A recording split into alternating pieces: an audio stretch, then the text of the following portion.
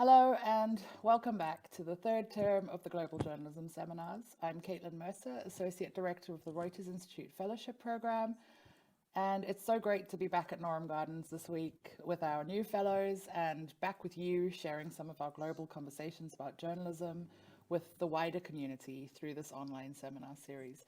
This week we're joined by Dr. Philip Di Salvo, an expert in whistleblowing, investigative journalism, internet surveillance, and the relationship between journalism and hacking.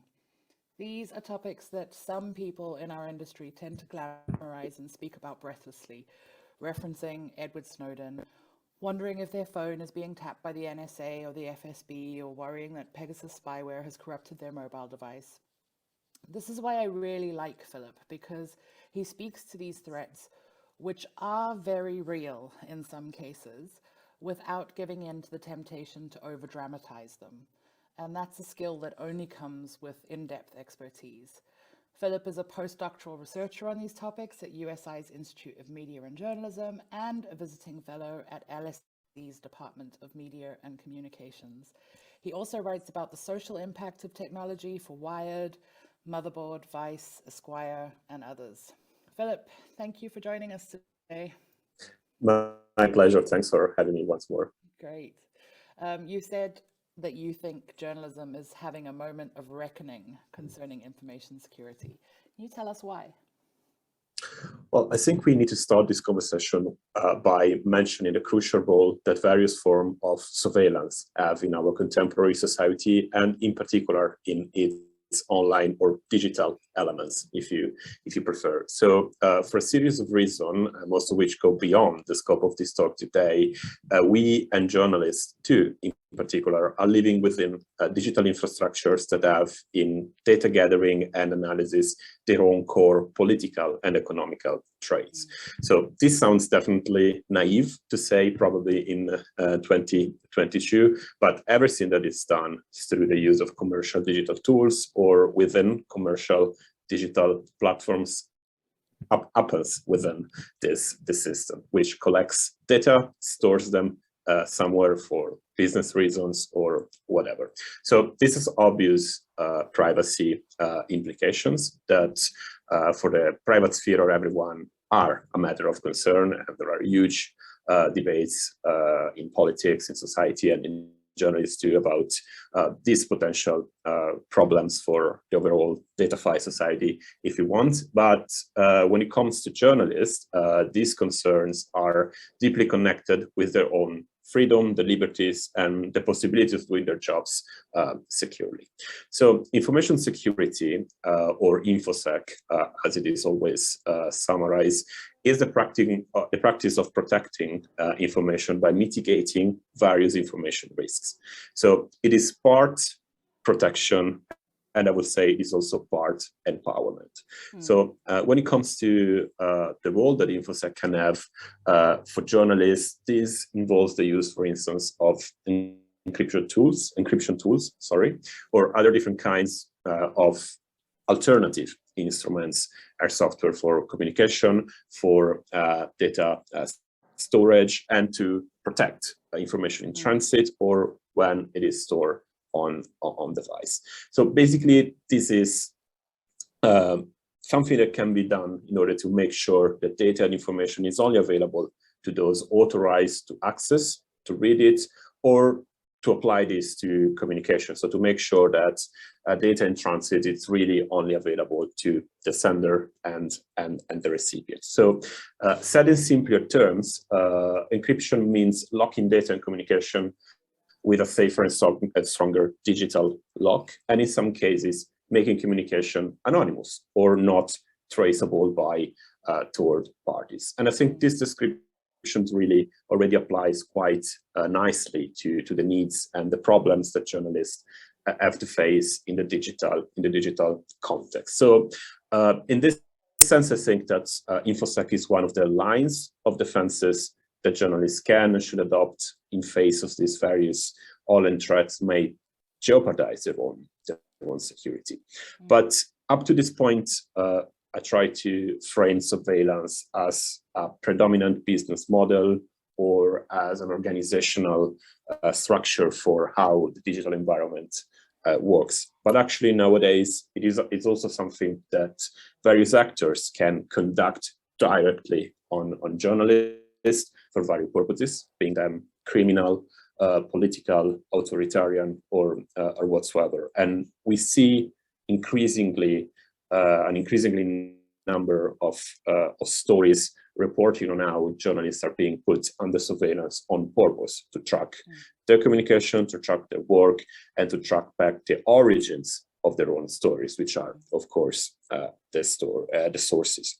So, first of all, I think that journalists are exposed, as much as everybody else, to various forms of internet mass surveillance, which are usually only in the hands of governments when it comes to the infrastructure that you needed in order to tap into internet cables, for instance, and conduct surveillance in mass. That's still something that only governments have the capacities, the technologies, and the power to conduct. But secondly, and this is probably even more troubling for everybody in the business, journalists are becoming the victims of targeted surveillance activity, which are frequently conducted by the use of surveillance software, of which spyware is probably the most dangerous, and unfortunately is becoming also the most common. So also in this case, we know from the stories that have emerged in the past few years, governments are still clearly the most obvious and visible attackers against journalists. And this is unfortunately very real in authoritarian regimes, or where democracy is not fully established, or where journalists are already facing severe problems in the physical world. Usually these forms of digital authoritarianism are usually also applied where authoritarianism is also on the rise outside of the internet. But governments are definitely not the only enemies of journalism online. We should at least mention that cyber criminals and the bad hackers may go after journalists for various reasons, but also other private actors, very powerful private actors. We now fear that may have the chance and the resources to access the same surveillance technologies that usually governments adopt. So this point of digital authoritarianism is definitely a scary element of this conversation, and it is on the rise globally. Stories about it are, again, becoming routine, unfortunately, when it comes to the centrality of these political developments all over the world. And definitely the Pegasus investigations from last summer, which we will definitely discuss more in details during this conversation, is a clear sign of this, although it's not the only one.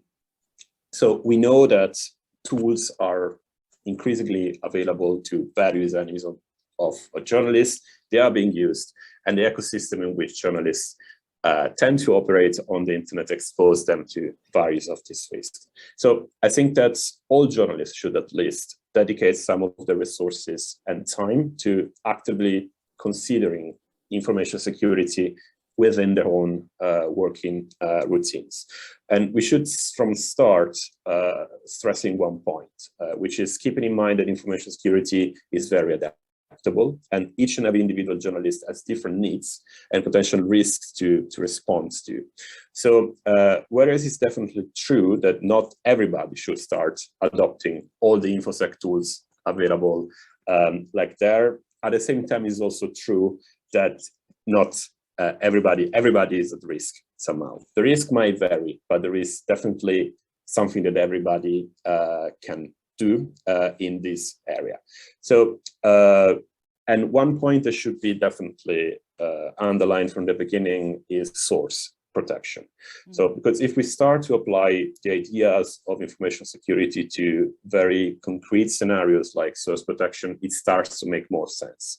And of course, source protection is a primary concern for everybody, not only for kind of advanced investigative reporters, but for every journalist.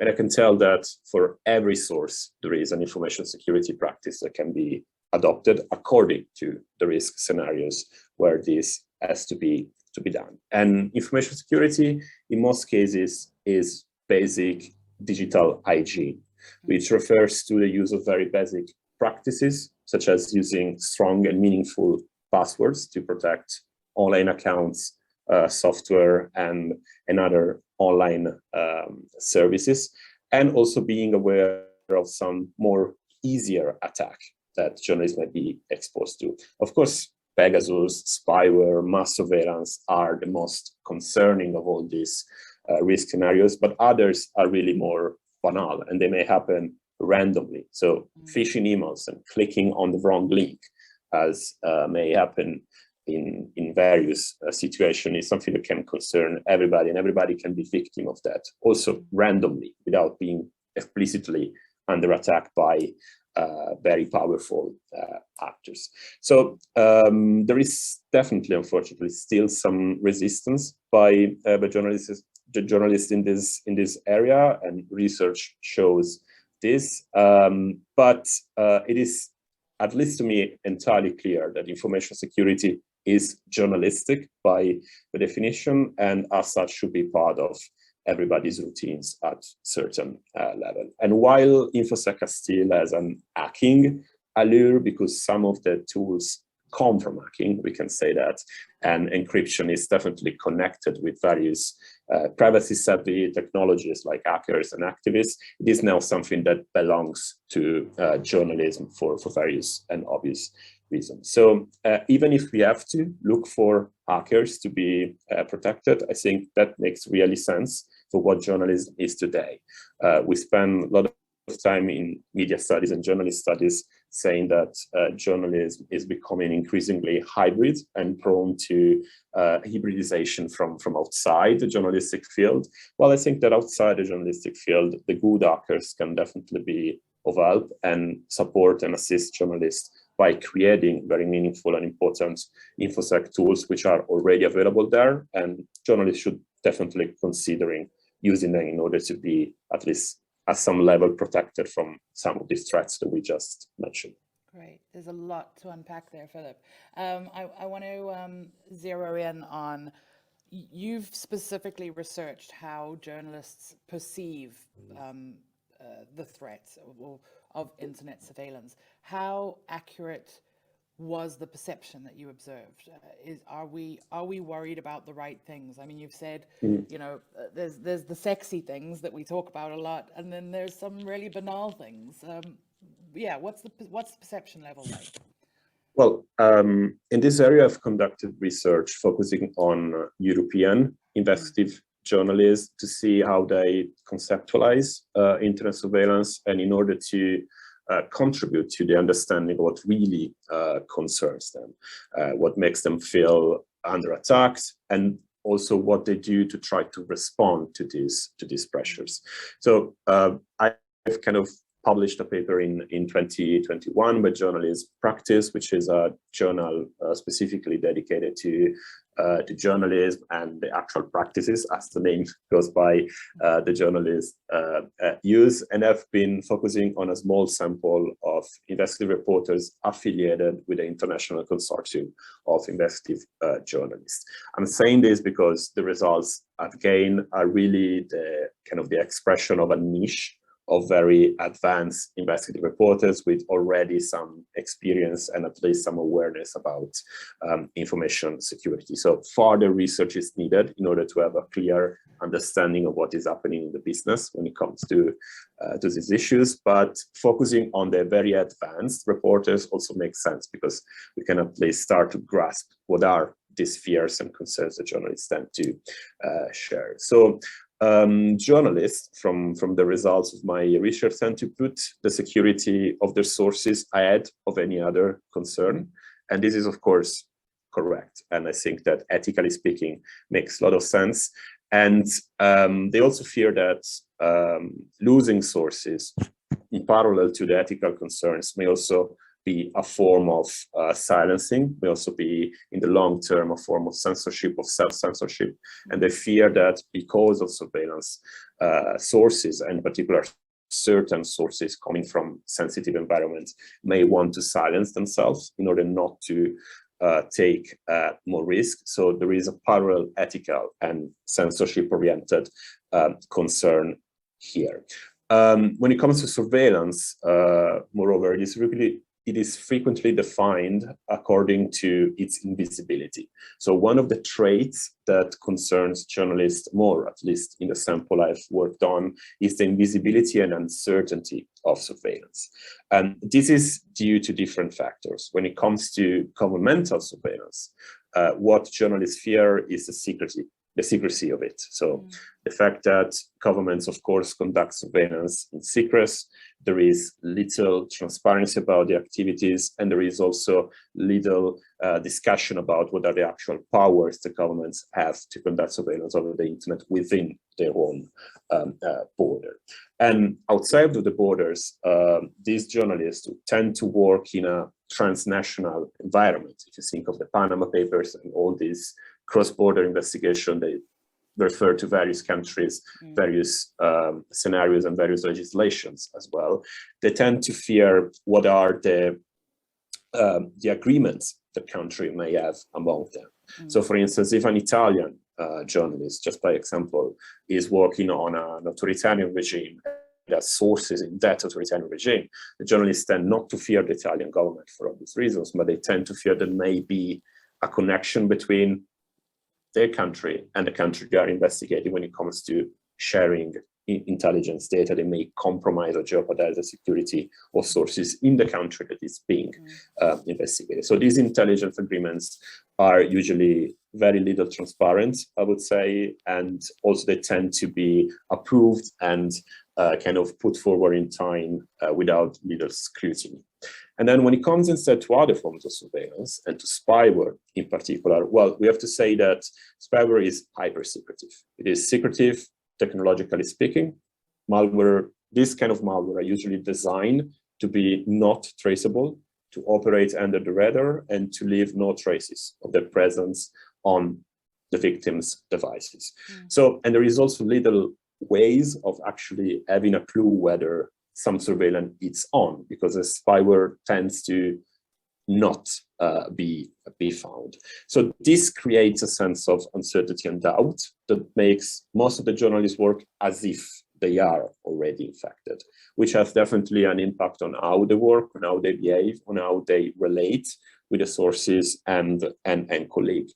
And of course, this generates fears, generates uncertainty and paranoia, understandably, and can have psychological effects which are hard to be underestimated. Because if you are working fearing that everything you do on the internet is seen by someone else, maybe that's someone you are investigating, of course, the impact in terms of psychology and fear and well-being can be very severe. Adding to this, we should also mention that journalists tend to fear the privatization, expansion of surveillance actors. That's something we said at the beginning, but company producing and selling surveillance are skyrocketing in terms of number and in terms of clients as well. And while these companies tend to say that they only sell their products to governments, there is now a big question mark whether also other powerful private actors may have access to the same tools as you were saying before. What do you know of other than Pegasus? Is it who's doing what Pegasus is doing? Well, Pegasus and the NSO are really the biggest player in the market, and it's absolutely great that they have been somehow exposed and that we have some more transparency about their actions, the clients, and the technology they sell. But they're just one. They're just one company and one product. I'm afraid the ecosystem of the surveillance market is way bigger. And also the number of spyware that are available out there is definitely bigger than just Pegasus. And Pegasus is really the top of the market. It's state of the art when it comes to the capabilities of the software and the danger it poses. But there is a medium level of the market, I think, where smaller companies are producing software and selling it with even less transparency than NSO. And that's what makes this whole ecosystem so dodgy, I would say, because it's very difficult to know what is going on. It's difficult to know what are the technologies available, who is buying it, who is using it, and for which purposes. So that's why journalists have been speaking to said, what if the company I am, for instance, investigated, which is a powerful one, may have the capacities and the money and the resources and the connections to purchase a spyware that is usually only used by governments and is using it against me? It remains an open question. This is again connected to the fears and the psychological effects of this thing. And of course, journalists have been talking to are aware of threat modeling, so they know that maybe they shouldn't be directly concerned that someone is spying on them through Pegasus. But again, all these open questions remain, and maybe it's not Pegasus, maybe it's something else, maybe it's a smaller one, but it can still be very impactful on my life and my work. And this is again generating that sense of frustration. And this also leads to what is usually called security fatalism. Like, there is nothing I can do, there is no protection.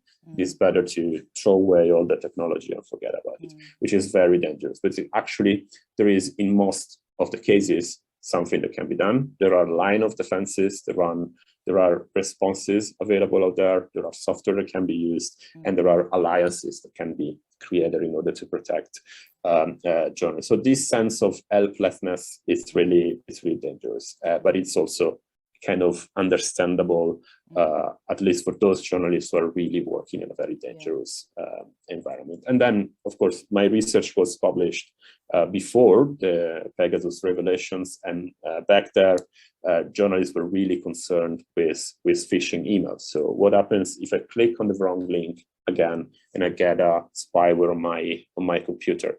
But that's already obsolete somehow, because we know that Pegasus and similar very advanced malware and spyware can be installed on the victims' devices without them having to do anything, so just by exploiting vulnerabilities in the technology. So that, of course, is the ultimate horror scenario for journalists. Can we talk a little bit about the two terms that you mentioned that I love, security fatalism and threat modeling? On the topic of threat modeling, so should every journalist be concerned about becoming a target of surveillance? Yeah, that's a question that every information security expert would answer by saying, well, it depends on the journalist's threat model.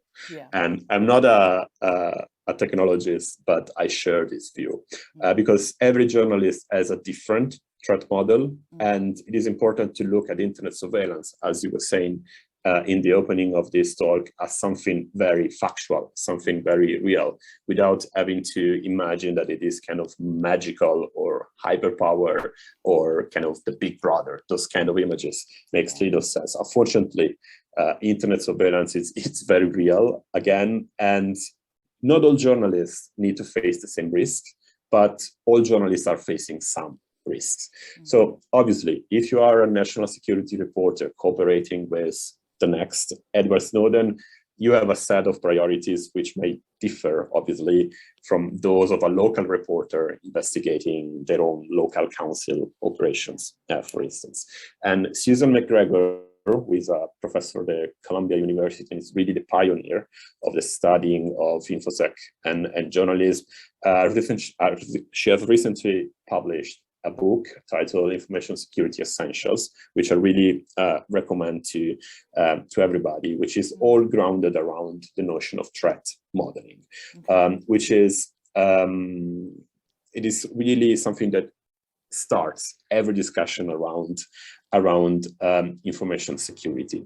So having a threat model approach means making an assessment of our adversaries, their capacities in terms of surveillance, and the methods they may be using against us, and what are the resources they have. So this should be the start of any discussion.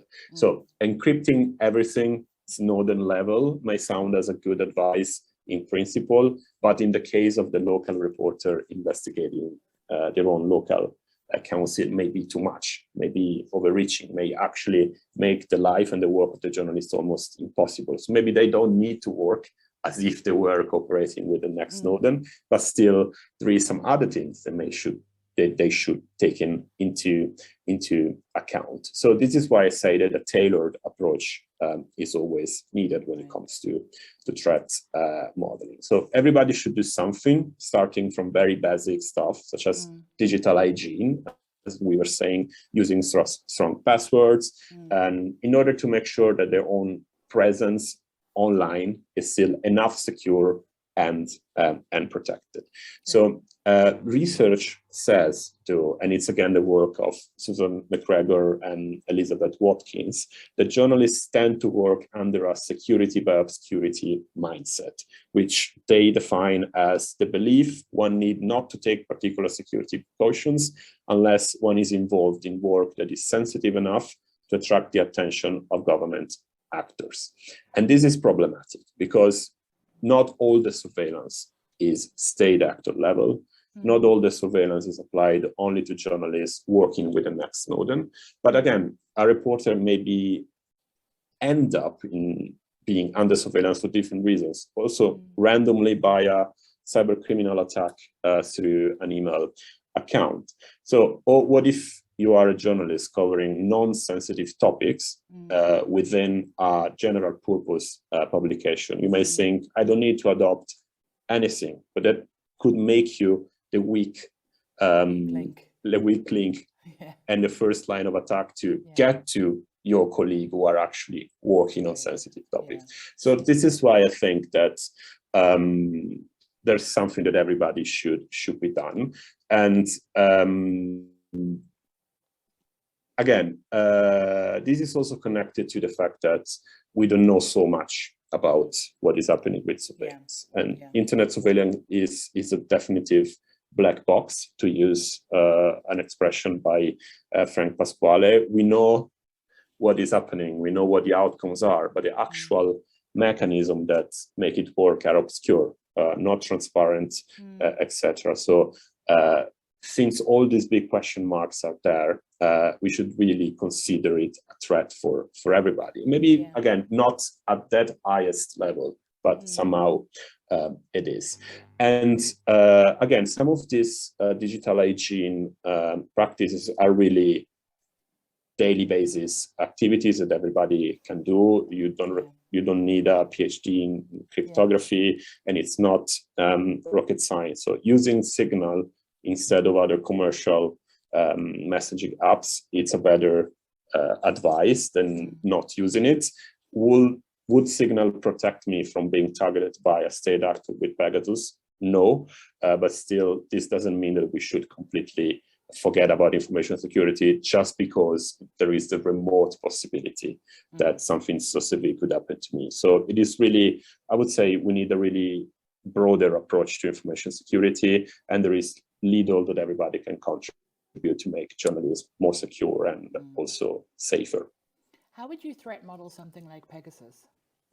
Well, when it comes to Pegasus, it's really complicated. And again, we don't have definitive answers about all of this, but we are really discussing the highest level of attack that a journalist can be under. So it is really probably the highest level of all this discussion, and unfortunately, it is increasingly used against human rights offenders and journalists. We saw from the Pegasus investigation that over 180 journalists was targeted with Pegasus specifically, but I'm afraid the list will only get longer. And the idea of a spyware like Pegasus is having the chance to inject it on victims' devices remotely by exploiting vulnerabilities which are already in their technology. So you don't have to do anything, basically. You don't have to click on the wrong link. You don't have to answer to the wrong message.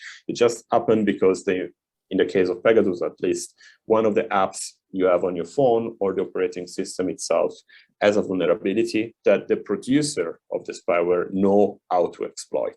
So basically, you are infected without having any chance of knowing it, without having any chance to verify whether you are being targeted, and you don't see any symptom on your phone, actually. So that's the really tricky thing about spyware so advanced as as Pegasus. And when Pegasus is in your phone, the attacker has access to all which is stored on the phone, all that is in transit to the phone, and they even have the capability to activate your microphone and to activate the camera in order to use your phone as a microphone to spy or to see the environment around you and record your interaction in the physical world. So when it comes to journalists, this is really the ultimate nightmare scenario. And Pegasus was a brilliant and very brave investigation, which demonstrated at least that journalists can do something to respond to these threats by exposing these stories, by exposing companies, software, and clients of this spyware. There has been a very important awareness around issues. There has been responses in politics, in parliament, and inquiries in the US and in Europe, which is really really important. And I think that demonstrates that there are some counter reactions that journalists can have in this conversation without being only victims of what is going on.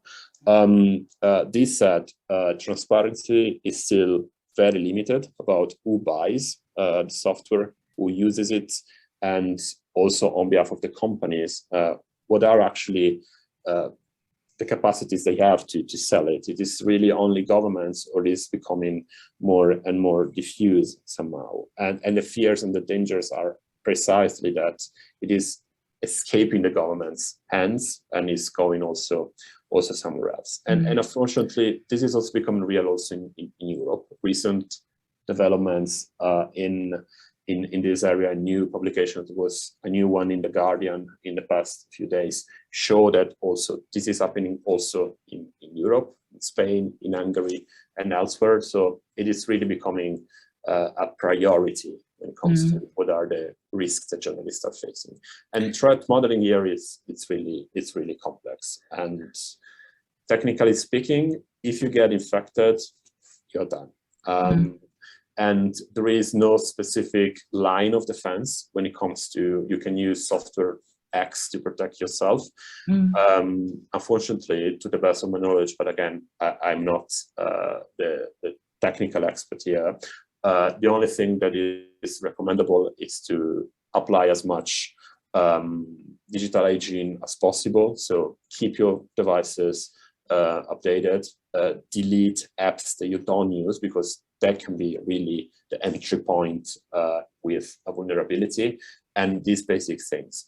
And of course, if the threat model of a journalist is really dealing with very sensitive sources, the suggestion I got, and I'm reporting again on research results that I've been gathering the past few weeks, is to use multiple devices. So that if you need to talk with your Snowden, for instance, we have a phone which only does that, and it's not together with other activities in your private life where you may be more exposed. So that if you get somehow hacked on one devices, your very sensitive information and communication with your Snowden are still secure.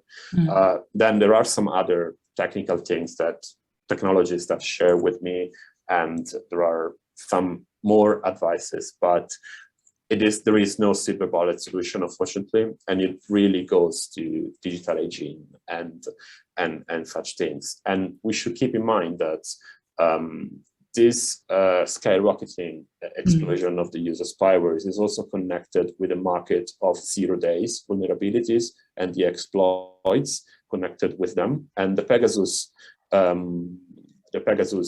use, it's really connected with the fact that NSO, the producer of Pegasus, had access to a vulnerability within the operating system of the iPhones, which was used to inject Pegasus on the victims' phones. And not even Apple was aware of that vulnerability. And Apple had to release an emergency patch to fix the problem. So I think this gives the magnitude of how interconnected the diffusion of spyware is with the current vulnerabilities and issues which are inherent to how technology works nowadays.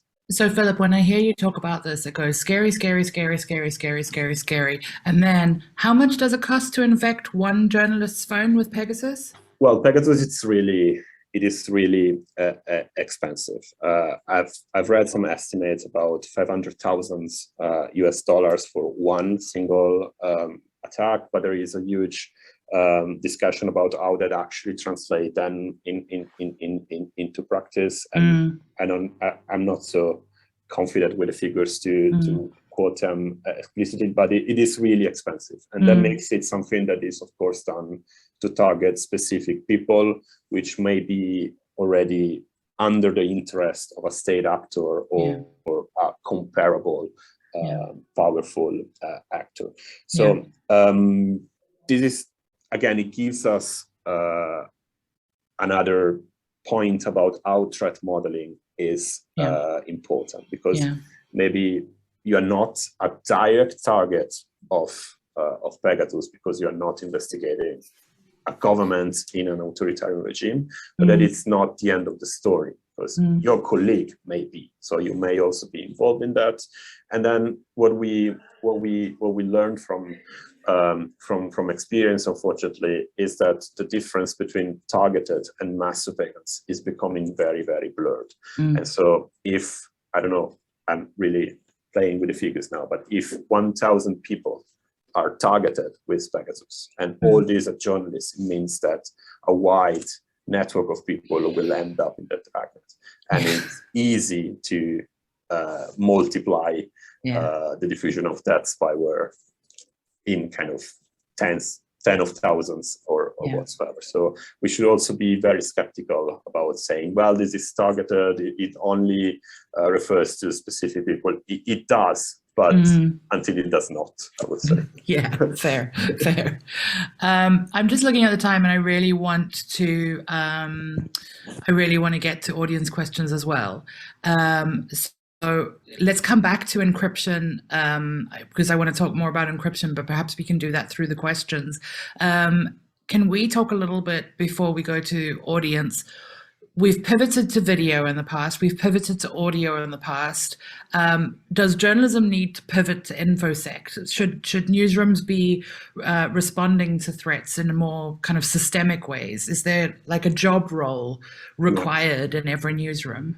Well, I would say that most of the awareness about these issues in journalism started with the Snowden revelations. So it's still absurd to me to think that it was 10 years ago, because it feels like yesterday, but it's actually a decade. So a decade ago, before Snowden, there was even less conversation about these issues. I would say, though, that there has been a learning curve. Progress is clearly visible, especially in the wealthier countries where journalism has more resources and more opportunities to kind of discuss these issues. But I don't think we can say that information security overall is on top of the priorities of newsroom managers and leaders and publishers around the world, but I think it should be. We have also ambivalent results about behavior change in journalists, and also because research has been done, as in my case, to specific groups of journalists. So we know that investigative reporters in the US definitely changed their habits because of Snowden, but local reporters in Britain did not. So it is still difficult to understand whether there has been a real sea change in journalism about information security. The brief answer to your question is that I think we didn't pivot to security yet, but we should. And the US, again, is probably more advanced. And we see that prominent newsrooms have a policy usually about information security. They hired people to kind of push for this. But I don't think this is already structured in a way that really applies to all newsrooms. And also where this is happening, we know that the culture of security usually enters newsrooms because the presence of what Jennifer Erickson, which is another researcher who has done a great job in this area, defines as the security champions. So there is someone in the newsroom, a journalist, a technologist, who has previous knowledge or an interest, or is even self-trained about information security. They kind of evangelize colleagues about the needs of this, but it's still, again, in most cases, something that starts from an individual attention, from an individual initiative whatsoever. And definitely some big brands have adopted broader solutions. And thinking about New York Times, Washington Post, the big names in the business, they have various policies and practices when it comes to information security. But I think that an overall reckoning of the problem is still needed. And of course, this would also be strictly connected with journalism education. To the best of my knowledge, in most countries, education and training about information security is still happening kind of not randomly, but occasionally. There is no structured presence of information security in kind of journalist programs, university, or in J schools, for instance. And that's what needs to change to have this real cultural change.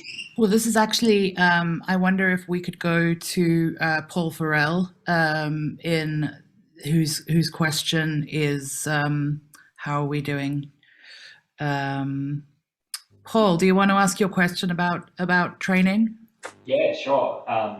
Thanks very much for that. It's an excellent presentation, and really interested to hear more about it. I'm really interested to hear with the journalists that you've spoken with, what kind of training and support do the people that you've spoken with receive from their actual newsrooms, and do their newsrooms actually assume some responsibility over these issues, or do they see it as an issue just for individual journalists to manage? Are you seeing any kind of emerging trends towards one or the other in that sort of space? And Paul's joining us from ABC in Australia. Thanks, Paul. Hi, thanks a lot for your question. I'm currently doing research in this area to try to understand in Europe again where journalists get the training about information security. So it's still ongoing, and I don't have a definitive answer to your question, but my impression is that there is a difference between big news organization with staff and resources that can actually provide some forms of training or some forms of policies when it comes to Infosec, and those smaller, less funded news organizations where are kind of left in the dark, or they still have to rely on those security champions we mentioned. And of course, we should also consider freelancers who are working without the support of an organization and have to deal with all of this on their own. And this can be also kind of expensive, because we were saying a few minutes before that you need to have maybe different devices to deal with different sources and different reporting scenarios, and that is definitely expensive. And for freelancer, that can be problematic in most of the country. So that's part of the cultural change that I think still has to happen. And I know that journalism schools in the US are now providing some training, but I can speak out of experience in Italy, and we can extend this to other European countries where the training is offered only within journalism events, where NGOs or technicians or other activists really go to train journalists about the basics of information security, but there is absolutely not any full journalist program, to the best of my knowledge. Or if there is something, it is kind of exceptional, I would say. So it is not routinized, it is not part of the normal education process of someone who is studying journalism. Laura from Colombia.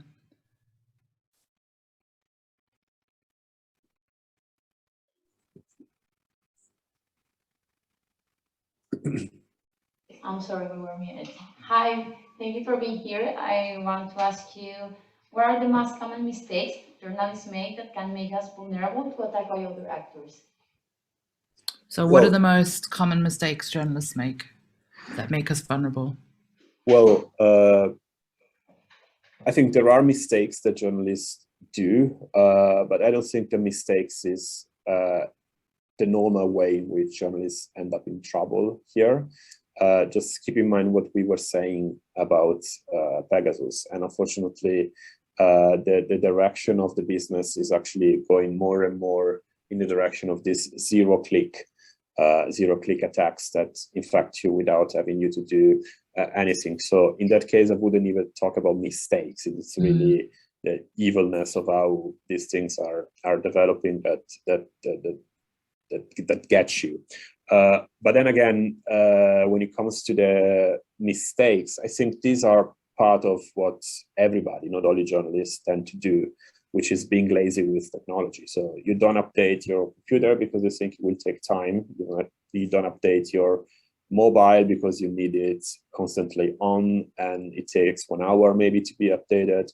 But that exposes you to potential vulnerabilities because most of the updates we get on our phones and we get with our apps are really about security. So there is new vulnerability that's been discovered, which is patched, and it comes through an update and really do that.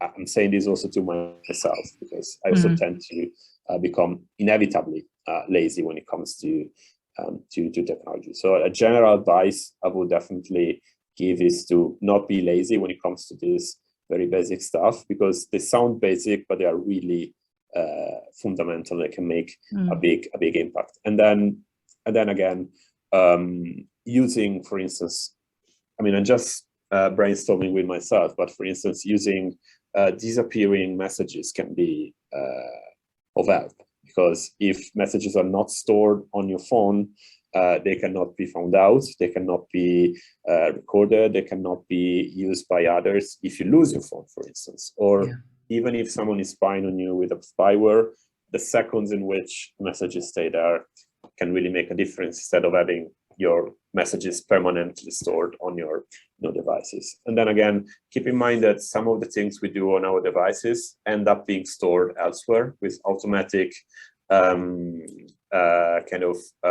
storage in the clouds on those kind of services, which means making a copy of what is on your phone and store it elsewhere, exposed to other risks. So these are really some of the most kind of banal thing I can think of, which can be done by everybody and can be solved with very little attention by us. I think I heard you say last time, and it really surprised me, Philip, turn your phone off and on every day. That's something that I've read and that technologists have shared with me in interviews. Apparently, spyware don't survive the restart of a phone. So the technology suggests sometimes to, if you have to do a very sensitive phone call with one of your sources, restart your phone, because that may kill a spyware on your phone. But so simple. And secondly, reporting on something that has been said to me, so don't take it for granted. We have a question from Robin in the UK. Hi, yeah, I wondered if you could be a bit more specific about the types of journalists who tend to be most targeted. So is it like human rights journalists, or journalists covering politics or security? And does it tend to be mostly by their own governments, or is it foreign governments usually? I'm not sure I heard the first part correctly. I think the question was, what are the beats that are most likely to be targeted? Well, we can only guess about what the beats are, and it's, I mean, it sounds understandable that if you're working in national security or in cyber issues, or with kind of very high-ranking potential adversaries, you may be more exposed to this kind of surveillance risks.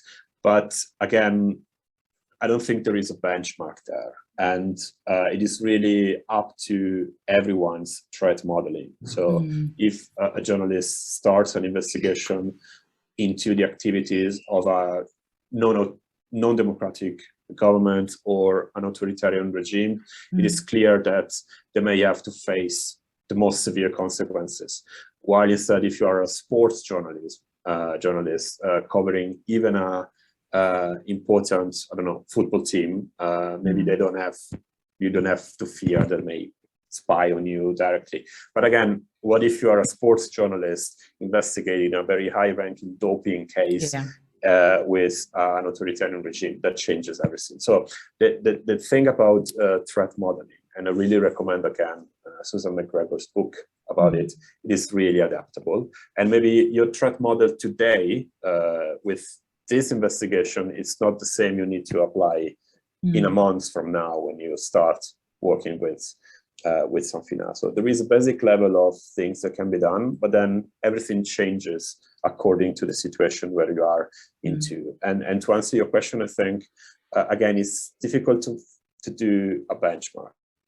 Also, your potential as a victim really depends on the context where you're working on. It is really contextual, and it is also not applicable to everybody in the same field. If you in the UK are doing investigation X, your threat model is different than if your equivalent in Spain is doing that. It really changes. It's difficult to answer with one question, one answer only. And it's also answering this question by saying only these people are potentially at risk is dangerous, because again, we don't know for sure. Yeah. Put people at ease when you shouldn't. I'm looking at the time, and I know that we need to end soon. So I just want to quickly turn back to the encryption question. Can we talk a little bit about Secure Drop and how we should be using it in newsrooms? Who's doing a good job? Yeah, well, Secure Drop is probably the most advanced software of all that we have discussed here today. It's an open source software that can be used to create an anonymous and secure Dropbox on the internet, where whistleblowers can submit or communicate with journalists information or documents they want to be investigated. It is something that has become absolutely normalized by big players like New York Times, Financial Times, The Guardian, Associated Press. I can name some of these, but I think you get the idea of who is using that. And it was created on purpose for journalistic needs, and it was originally created by Aaron Swartz, which is probably the most prominent activist of my generation. Is now becoming routinized. It is not easy to use. It is not something that will automatically bring to you the next Snowden, but when it comes to the highest threat models and the highest risks, it is probably the best possible solution. So if you're planning to do investigations in national security, Snowden level again, I think that's the best solution. And the thing about this software and whistleblowing platforms, because that's what they are, is that they really started as a very radical hacker thing, and WikiLeaks was really the big bang here. WikiLeaks pioneered this approach of having encryption solution on the internet to attract and anonymize communications with whistleblowers. It took a decade, I would say, but now it's great to see that also the big players are now aware of the risks that whistleblowers fear when they communicate with journalists. And Secure Drop is a good answer to these problems. It's not the only one. We also have GlobalX, which is another software created in Italy instead, which in principle is the same, although they have technical differences. And I think that's the highest level where you can get. Of course, not even all whistleblowers probably need a Secure Drop, but some of them do. And if you are a news organization which is really interested in doing investigative work and in potentially doing investigative work at that level, is something that you should have just in case. And I've done research about Secure Drop specifically, and all journalists using them say, okay, it's something complex, it's something for specific uses, but we want to publish that kind of journalists, so we need to have the correct tools to deal with those whistleblowers. So we have it just in case. There is lots of nonsensical things coming in through Secure Drop, because basically you are opening a mailbox anonymous on the internet. So you can imagine that what kind of internet drama can come in, but sometimes the right story appears. And it is important, I guess, as a general principle, that newsrooms and journalists who want to do work in that area have the tools to do it. And secure drop, global leaks, and whistleblowing platforms in particular are probably the most advanced solutions, and should be considered if the aim of a publication is doing that kind of journalism. Great. And then Paul Herman from South Africa had a question. You mentioned global support networks. What's the best route to getting involved in if journalists want to get involved in a global support network for around InfoSec? What's the best route for them to take? Well, there are several organizations now that are there to help journalists who want to kind of start moving around this area. I can think of Amnesty Tech as a potential outcome. The Freedom of the Press Foundation, which is also producing and managing Secure Drop, is there, and they're really keen to help and support journalists. The Hermes Center in Italy is doing the same. There's really a constellation of organization of good hackers and activists who are ready to support journalists, and it's also an array of resources and guidelines and manuals available out there to start making some movements in this area. And I'm happy to share some resources later. And Philip, remind us the name of the book by Susan Mcgregor on threat modeling is? Information Security Essentials. Information Security Essentials. Fantastic. Thank you so much for your time today, Philip. It's been so good talking to you as always. Thanks again for having me. It's always a pleasure, and be in touch. We didn't manage to fit everything in that we needed to,